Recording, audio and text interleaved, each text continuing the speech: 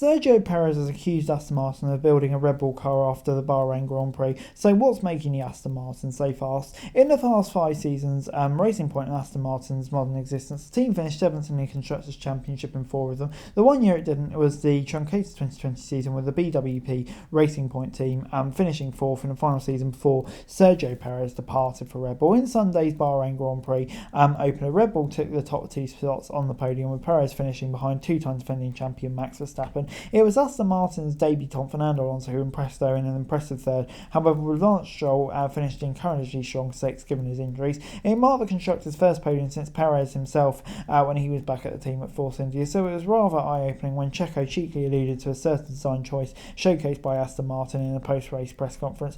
As long as there's been F1 races with some surprising results, there have been accusations of fast cars being curiously similar to those other ones, as famously documented in Netflix's Drive to Survive during the 2020 campaign, when Racing Point were of course docked 15 points and fined £400,000 with an FIA investigation finding it copied Mercedes 2019 rear brake ducts in a car Lewis Hamilton won the driver's title as part of the German manufacturer's dynastic run. However, the FIA ruled Racing Point didn't need to change their car, drawing appeals and protests from Renault, McLaren and Ferrari at the time. Ryan Q, Aston Martin's technical director Dan Fallows, now in his second year with the team, used to serve in a similar capacity at Red Bull. With that in mind, the resemblance on 2023 design was strong, and it wasn't just Checo we noticed, with Christian Horner stating they say limitation is the best form of flattery, and it's good to see the old car is going so well. It's flattering to see the resemblance of the car to us. It was so great to see them finish on the podium.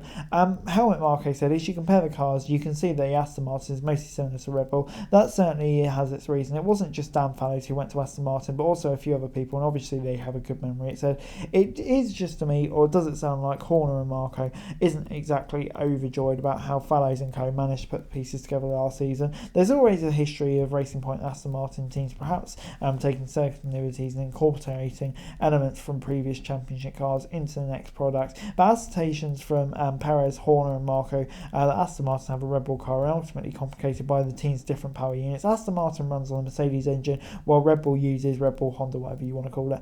And there's certain design elements that the team could have taken from past year's Red Bulls to optimise this year's car. Most likely is the reason Lawrence Stroll's boys had their most successful Grand Prix performance in a long time. Let's just say Aston Martin continues to run well in Saudi Arabia and beyond. Sunday won't be the only time they'd be accused of playing copycat games in order to fly up the field.